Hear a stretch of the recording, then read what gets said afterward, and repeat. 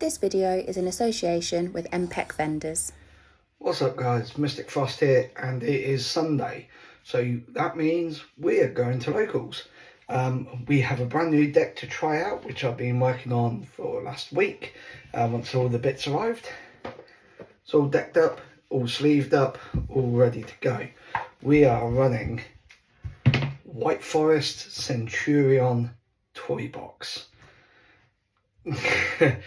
Now, there is some controversy there. A lot of people say don't run the Centurion engine with the White Forest because it's bricky. In test hands, I was finding, obviously in test hands it's always one thing because you're not playing against hand traps or any form of interruption.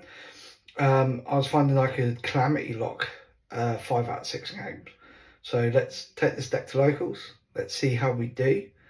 And I will catch you guys there or after the event, depending on how much I get to film while I'm there.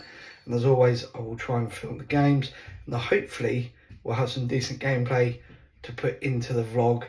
And I'm going to start uploading the raw gameplay, just like the live thing without the commentary again, I think.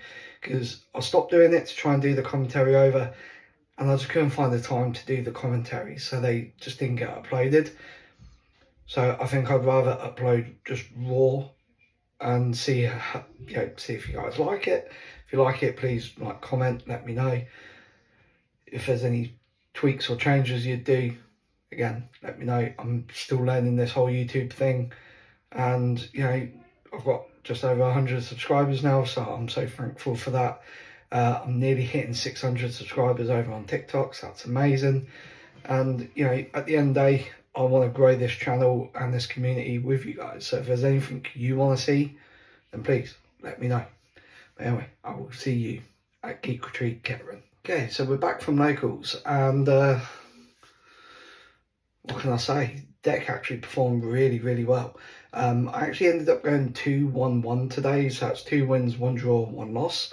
However, the loss and the draw were quite comfortable still. Let me explain. So round 1, I was against Joe. As you know, Joe's amazing. I think he's a fantastic player and certainly somebody who I enjoy playing and somebody I learn from. He was on Val Monica, I want to say. And yeah, it was certainly a learning curve.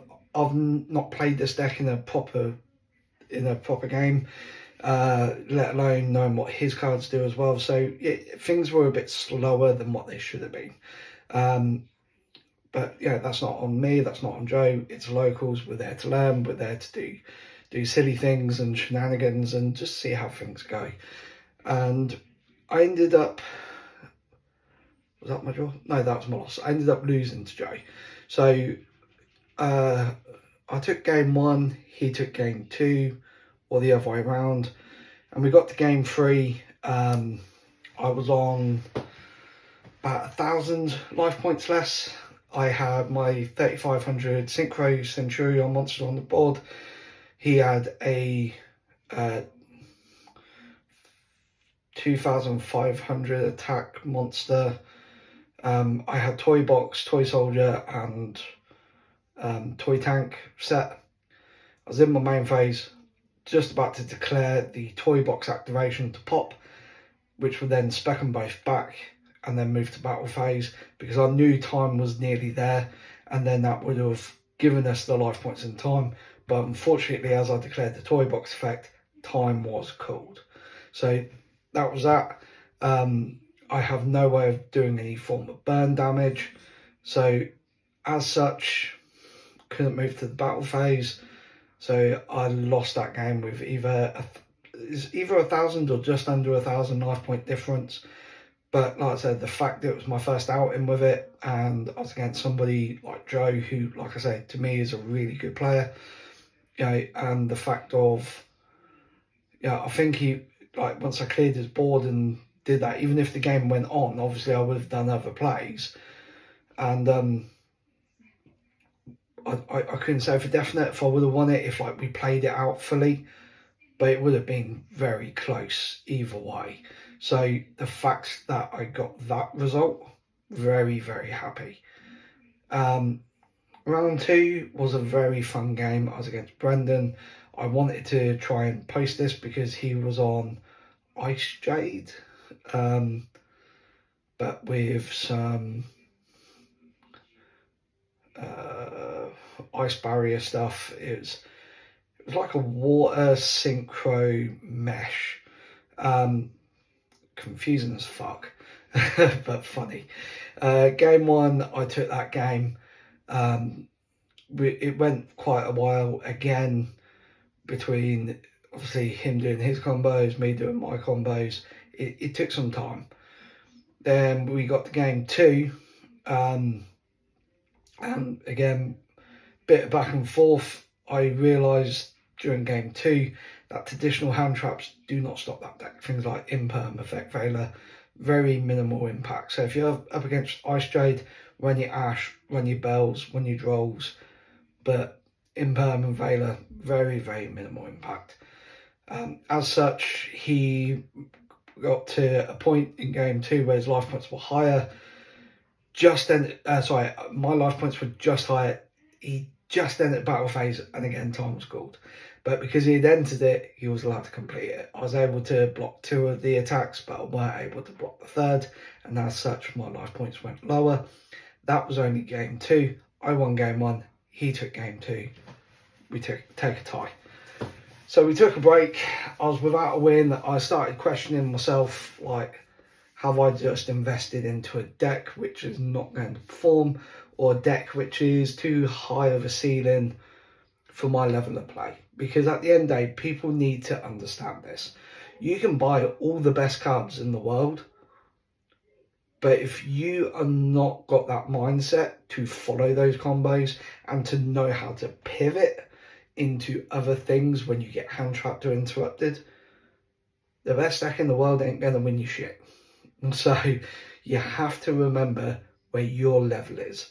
And my level, I was questioning, am I the right pilot for this deck? Round 3, I got paired against somebody who was 1-1. So this was kind of make or break for both of us. And it was my son. I got paired against Corey. So unfortunately for Corey, I took that game 2-1. I'm actually going to show you the gameplay where he won, because he has mastered Sword Soul, and just the way he manipulated the Protoss effects along with his other synchro monsters to really put me on the back foot is absolutely incredible.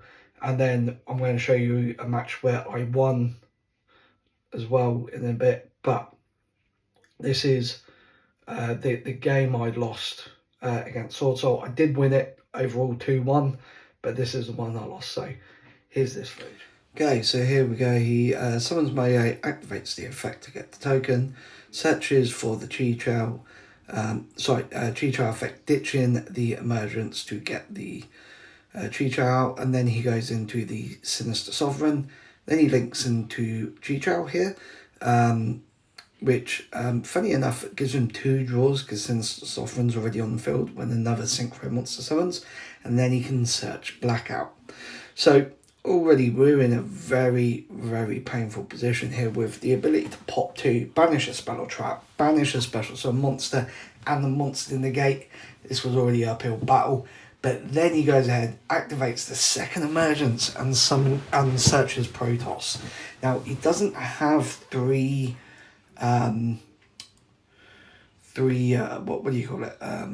attributes engraved. Now he is going to call Light anyway and pop his Chi-Chow.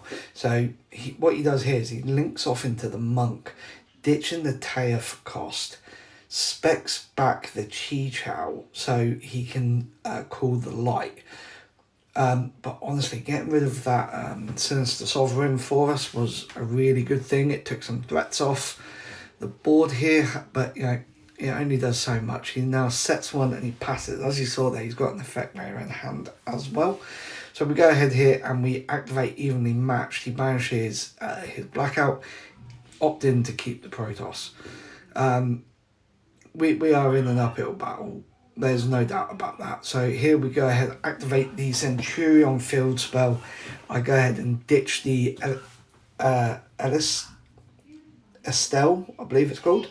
put the Centurion Gargoyle in the face-up spell and trap. Now, I can't special summon lights. I can normal summon them, but I can't special summon them.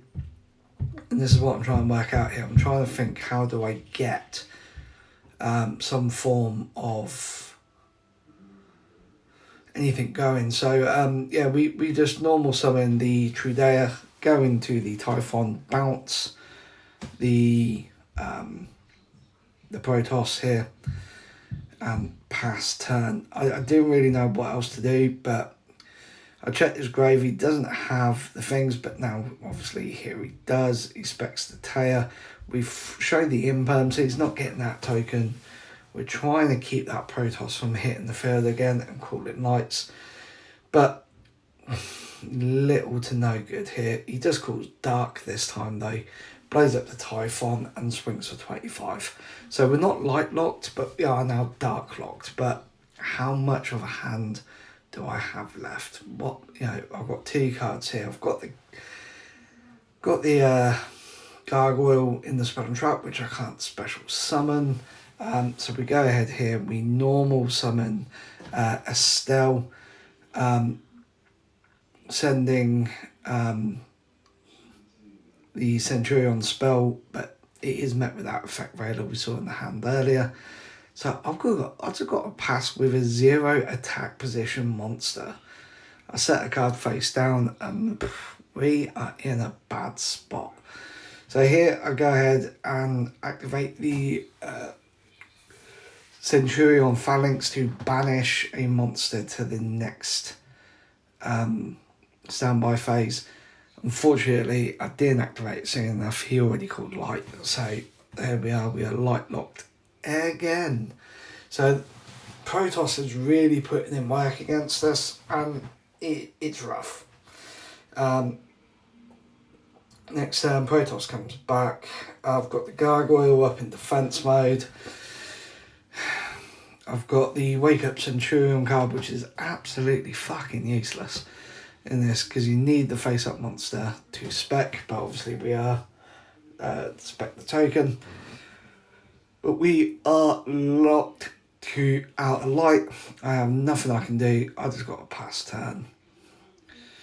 So again, he could just call Protoss called Dark, which will get rid of the Gargoyle, which he does here. So he's gone from light to dark to light to dark. Swings for 3,500. I've already taken 25 as well.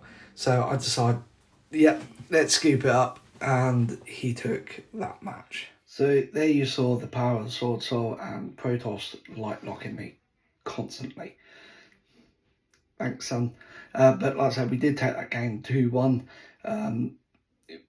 Game 1 wasn't close at all. He didn't open the best hand. I stopped his Moye on the normal summon, and that to shut him down. He had to pass on the Moye, and I was able to just scoop that up very quick. Game 3, a little back and forth, but we took it. Moving into round 4, we were against Mark. As you know, Mark is fantastic to play against, and this week he was on Fiend Smith Snake Eyes. Come on, Mark, what are you doing to us? But yeah, so Fiend Smith Snake Eyes, arguably the best deck in this format, and we won 2-0. we took the games. First one very convincingly. Mark again did not have a great hand. I don't know what happened there. He normal summoned the popular.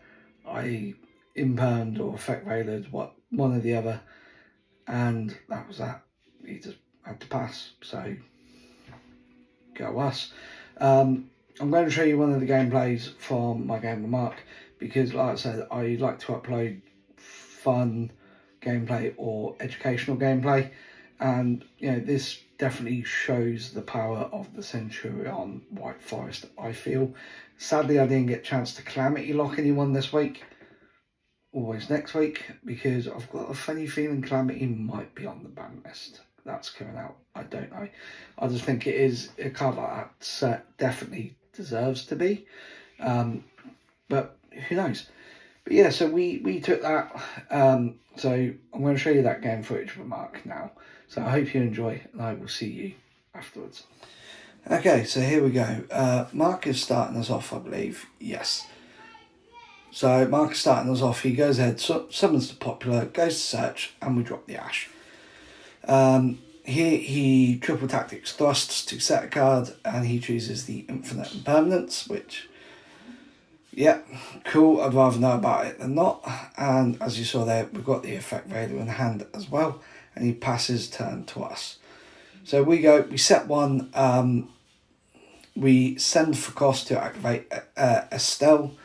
So we send the toy tank, Estelle sends for cost, and then it can actually be ashed because it it specs and then special summons all part of the same effect.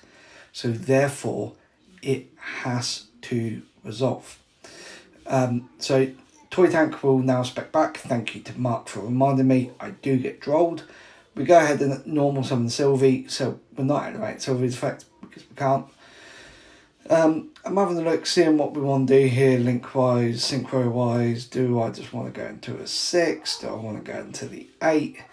Do I just want to link 2? I don't know. But we go into Sylvie of... not Sylvie... Is it Sylvie? I can't remember which one I've gone into now. I believe that's Sylvie. Yeah, Sylvie to book a moon and do double piercing. I am met with the effect Vader there though, so all good. So I know the effect Vader's gone. Like I said, I am trying to bake this imperm hard. I didn't know the effect Vader was there, but I do know there is an imperm. So here we link them both off into SP, and because it was made with an extra deck monster, it banishes a card on summon. I choose to banish the popular, thinking this will get the imperm, but it doesn't. So he lets the popular get banished, we set a card, and we pass because we cannot attack directly the turn SP activates that effect. So here he normal summons Birch, we drop the effect Veiler, stopping the Birch. And he passes, I believe. I know, sets a second card and passes. So this is what I mean about, like, Mark's hand wasn't fantastic, but was able to keep it locked down. So he goes to imperm me. I go to activate SP to banish both. He activates a second imperm on the SP there. So yeah, welcome to SP beatdown, I guess. So we beat over Birch with SP, and then we punch direct Sylvie. Mark's having a flick through his graveyard here, seeing what he's got available. Activates Temple to place one in the Spell and Trap.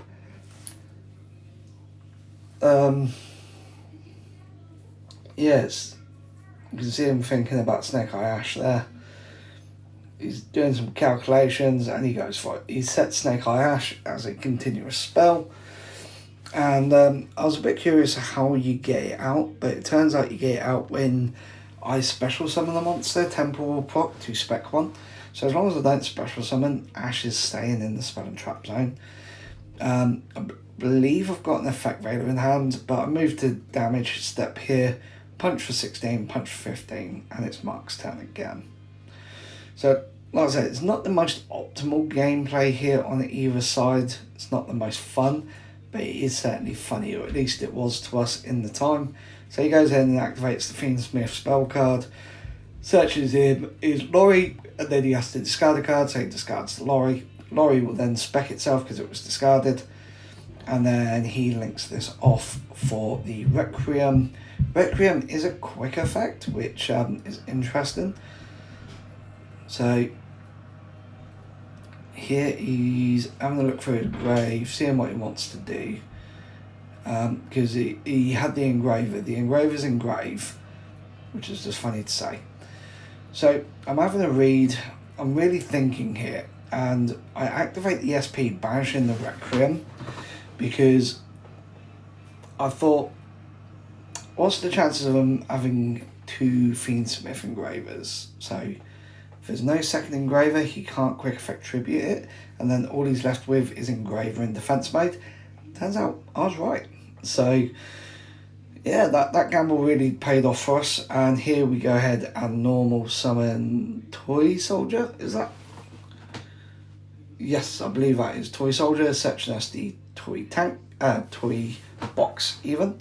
We go ahead and activate the Imperm on Snake Eye Ash, stopping that from happening. The Toy Box is set in the Toy Soldier and the Toy Tank, which is just brilliant. I love that. I love the Toy Box stuff.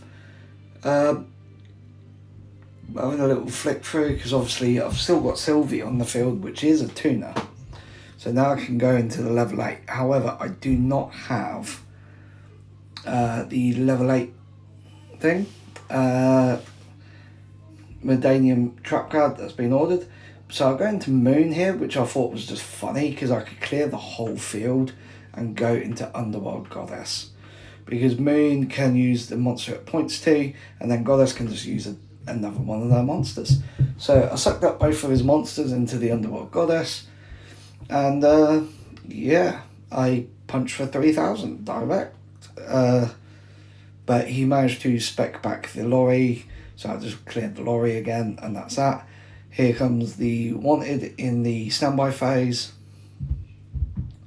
Wanted searching him his Dear Bell star, which confused me a little bit because I thought you don't have a card in hand, but you don't need a card in hand. You can just send the field spell, which I thought was brilliant. So he sends the field spell for cost to special summon it. We go ahead and activate Droplets, sending Toy Soldier. Toy Soldier then procs, specs itself back, which then procs section either Toy Box or a level 4 spellcaster, because we already have Toy Box. So we go ahead and search for a Centurion Prima to start our Centurion engine.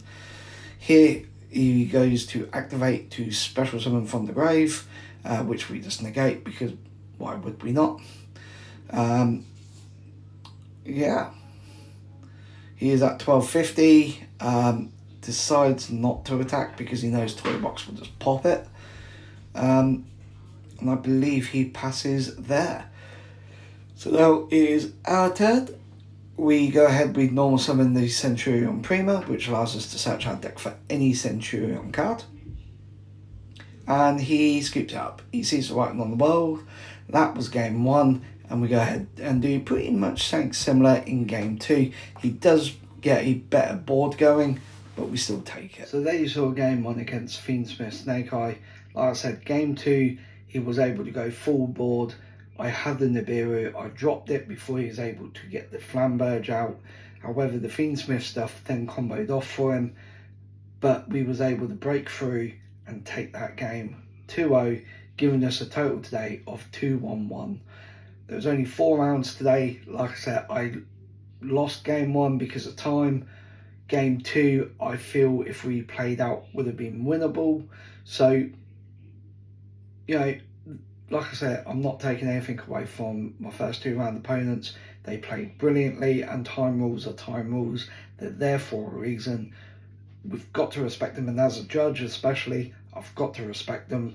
It sucks when it happens to you. It's great when it happens for you, but it is what it is.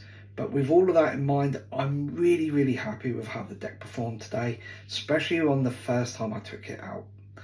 So hopefully next week I will be a bit better with the deck. Actually, next week I don't think I'm going to locals next week. I think I'm taking the week off from locals. I will still record something to put some form of content out for you guys, but I don't believe I'll be at locals.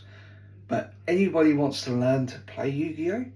Geek Retreat Kettering, Tuesdays 2 till 5, £3 entry, it's only £1 an hour, and you get a free drink. Come learn to play from a Yu-Gi-Oh! Judge, because I'm going to be doing exactly that, learn to play classes every Tuesday throughout the summer holidays. All ages welcome. It's for complete novices to people who are looking to get back in the game, just to help out and try and grow our Yu-Gi-Oh! Community. So if that is something interested to you and you can get to Geek Retreat Kettering, please come down, see me, and we can get that sorted. But in the meantime, like I said, I will put some form of content out next week. I just don't know what yeah, it will obviously be Yugioh created. Who knows, maybe I'll boot up Duel Links again and chuck out some Duel Links content. Who knows? But yeah, I will put something out for next week. I'm just not sure what. But in the meantime, I hope you enjoy. Like I said, any suggestions, please leave them in the comments, and I will catch you guys in the next one. Peace.